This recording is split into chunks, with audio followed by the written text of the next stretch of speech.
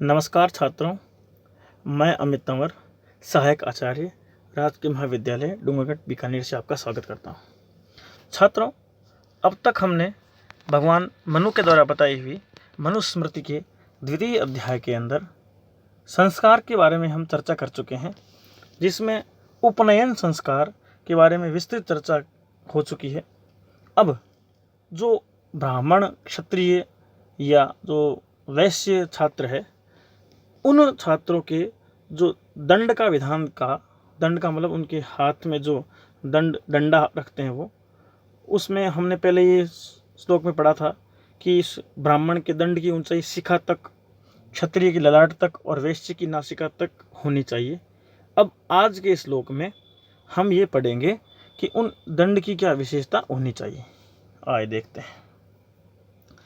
ऋजवस्ते तु सर्वे शूरव्रणा सौम्यदर्शनः अनुद्वेगकरः नृणां सत्वचोऽग्निदूषिताः।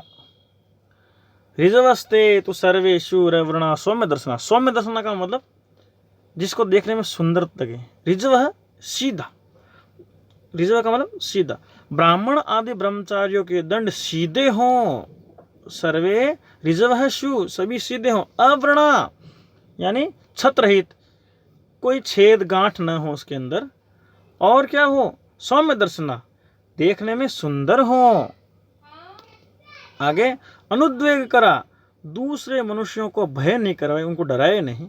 सत्वचो अग्नि दूषिता, और वल्कल छाल युक्त हो, बिना छिले या अग्नि के दाह जलने से भी रहित हों। जले हुए, कटे हुए, छेद वाले नहीं हो, सीधे हों, और जिनको देखने से किसी को डर भी ना हो। ऐसे उन ब्रह्मचारियों, ब्राह्मण आदियों के दंड का विधान है।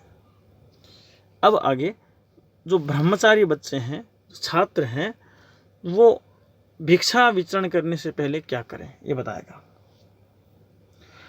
प्रतिगृह्येप्सितं दण्डम् उपस्थाय च भास्करं प्रदक्षिणं परित्याग्निं चरेद् भैक्षं यथाविधि।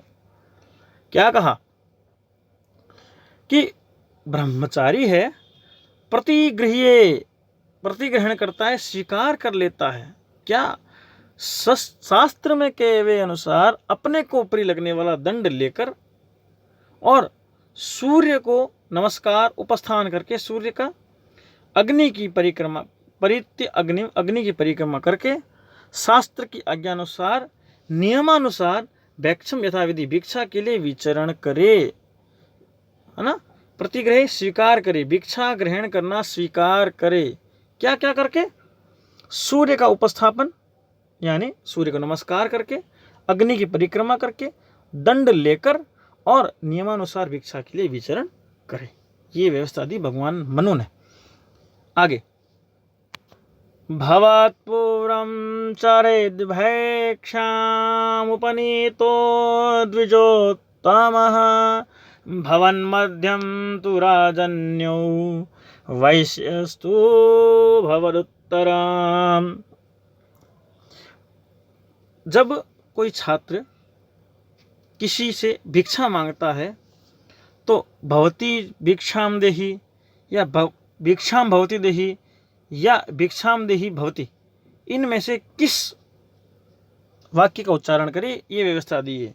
भवत्पूर्वं चरेद भिक्षाम उपनीतो द्विजोत्तम, तो द्विजोत्तम है यानी ऐसा यज्ञोपवीत किया हुआ ब्रह्मचारी ब्राह्मण वर्ण का है, तो भिक्षा मांगते समय जो भवत शब्द है उसका पूर्व में पहले यानी भवती भिक्षाम देहि ऐसा बोले।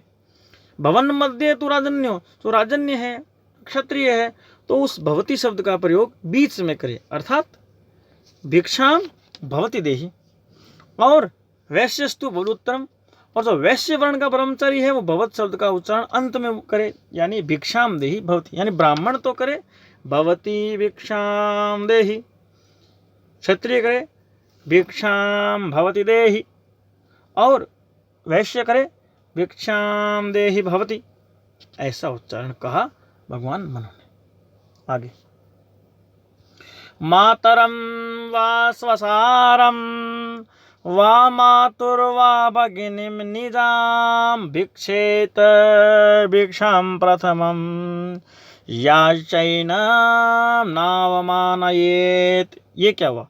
भिक्षा वो किससे मांगे? सबसे पहले, सबसे शुरुआत किससे करे, वो प्रारंभ किससे करे, ये इसकी व्यवस्था दी गई है कि ब्रह्मचारी प्रथमम मातरम मातुः स्वसारम निजाम भगिनीं वा भिक्षाम भिक्षेत। भिक्षा मांगने वाला ब्रह्मचारी पहले दिन माता से, मातरम मातुः स्वसारम, माता से, बहन से, माता की बहन से, या निजाम भगनी व भिक्षाम भिक्षेत या एनम न अवमानयेत, और या जो ब्रह्मचारी का अपमान न करती हो उसके समीप जाकर भिक्षा मांगे। ये व्यवस्था की है। माता से, बहन से, माता की बहन यानी मौसी से, या जो ब्रह्मचारी का अपमान न करे उसके समीप जाकर भिक्षा मांगे। ये व्यवस्था दी है महाराज मनु ने। फिर आगे, क्षमाहृत्य तो तद्भैक्षम यावदन्नममायया निवेद्य गुरवे अस्नीयादाचम्य प्रांगमुख शुचि। यहाँ एक आचमन की व्यवस्था दी। आचमन का मतलब जल को मुख से, पानी जल से मुख को साफ करना। कोई किसी भी धर्मानुष्ठान करने पर दाहिने हाथ की जो हथेली है उसमें जल रखकर पीने को ही आचमन का, जिससे कहते हैं मुख की शुद्धि होती है। ये कहते हैं कि ब्रह्मचारी है जो भिक्षा लेकर आ गया, उसको क्या करना है कि समाहृत्य तो तद्भैक्षम यावद अन्नम आयया निवेद्य गुरुवे अस्नीयाद आचम्य प्रांग मुख शुचि। ब्रह्मचारी उस भिक्षा से प्राप्त संपूर्ण अन्न है, समाहृत्य समाहृत्य ला करके, तद्भैक्षम उस भिक्षा रूपी अन्न को, यावद अन्नम आनया जो लेकर आया है, निवेद्य गुरुवे अस्नीयाद पहले गुरु जी को समर्पित कर दे। कैसे? अमाया निष्कपट, सारा का सारा, कोई बिना भेद के, निष्कपट रूप से, शुद्ध भाव से निवेद्य गुरुवे गुरु को समर्पित करे, और गुरु की आज्ञा से आचमन करके, आचम्य आचमन करके, प्रांग मुख, प्रांग मुख का मतलब पवित्र पूर्व दिशा की ओर, शुचि ही शुद्ध होकर के, पवित्र स्नान आदि कर करके पूर्व दिशा की ओर मुख करके अस्नियात भोजन करे। भिक्षा में जो अन्न लाया हुआ है उस सारे अन्न को गुरु के पास बिना किसी कपट से पूरा गुरु को दे, और आचमन करके पवित्रता प्राप्त करके पूर्वमुखी होकर भोजन करे। आगे, आयुष्यम प्रांग मुखो भुंक्ते यशस्यम दक्षिणा मुखाम श्रियम प्रत्यंग मुखो भुंक्ते हितम भुक्ते युदुमुख ही उदंग मुख। उदंग का मतलब उत्तर की ओर। अब यहाँ का है जिस व्यक्ति को जो जो चाहिए उस दिशा की तरफ मुख करके भोजन कर। ये देखो मनु महाराज की जो व्यवस्था है वो आज भी हमारे जीवन में काम आती है। वो क्या कहते हैं देखो कि आयु को चाहने वाला, आयुष्यम आयु को चाहने वाला प्रांग मुख होकर के भोजन करे, पूर्व की ओर मुख करके भोजन करे। यशस्यम दक्षिणामुखम, यश को चाहने वाला दक्षिण की ओर मुख करके भोजन करे। श्रियम प्रत्यंग मुखो, श्री को चाहने वाला पश्चिम की ओर मुख करके। और रितम भुक्ते ही उदंग मुख, जो रितम चाहता है, सत्य को चाहने वाला है, सत्य का फल चाहने वाला है, वो उत्तर की ओर मुख करके भोजन करे। तो ये उस प्रत्येक दिशा में भोजन करने के अलग अलग गुण बताए गए हैं। पूर्व की ओर आयु, दक्षिण की ओर यश, पश्चिम की ओर श्रीय, श्री का मतलब श्री प्रसिद्धि, और सत्य का फल चाहना है तो उत्तर की ओर मुख करके भोजन करे। आगे, उत्स्पृश्य द्विजो नेत्यमन्नं मद्यात समाहित भुक्त्वा चोपस्पृशेत सम्यक् गद्भिखानि च संस्पृशेत। अब क्या कहता है? उस उपस्पृश्य द्विजो नित्यम अन्नम अद्यात समाहित। द्विज है वो नित्य सावधानी से हाथ पैर धोकर आचमन करके भोजन करे। और भुक्त्वा च उपस्पृशेत, उपस्पृशेत का मतलब क्या हुआ? आचमन करना।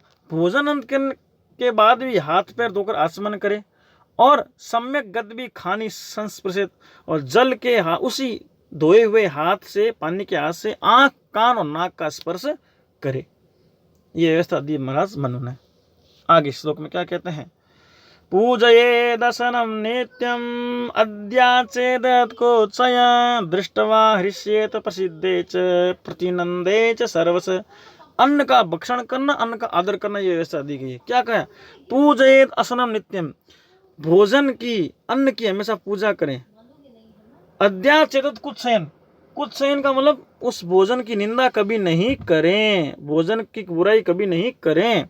दृष्टवा हृष्येत, भोजन को देख करके हर्षित होए, प्रसन्न होए, प्रसिद्धेच, प्रसन्न हो जाएं, प्रतिनंदेच सर्वस, और हमेशा उसकी नंदना करें, हमेशा उसकी प्रशंसा करें, आनंदित होएं। भोजन की हमेशा प्रशंसा करनी चाहिए। अगला, पूजितं हि असनं नित्यं बलमूर्जं च यच्छति अपूजितं तद्युक्तं उभयं नाशयेदिदम्। पूजितं हि असनं नित्यं बलम ऊर्जम यच्छति, इस प्रकार आदर के साथ प्रतिदिन किया हुआ भोजन अन्न शरीर और प्राणों को क्या देता है, शरीर और प्राणों को बल देता है। अपूजितम, और निंदा करने से, अनादर करने से, तद्भुक्तम उभयम नाशयेद, वो भोजन किया हुआ दोनों को, शरीर और प्राणों के बल को कम या नष्ट कर, नाशयेद, नष्ट कर देता है। अतः प्रसन्नचित होकर के आदर पूर्वक भोजन करना चाहिए, जिससे शरीर और प्राणों को बल मिले, और निंदा करने से शरीर और प्राणों को के बल का नाश होता है। आगे,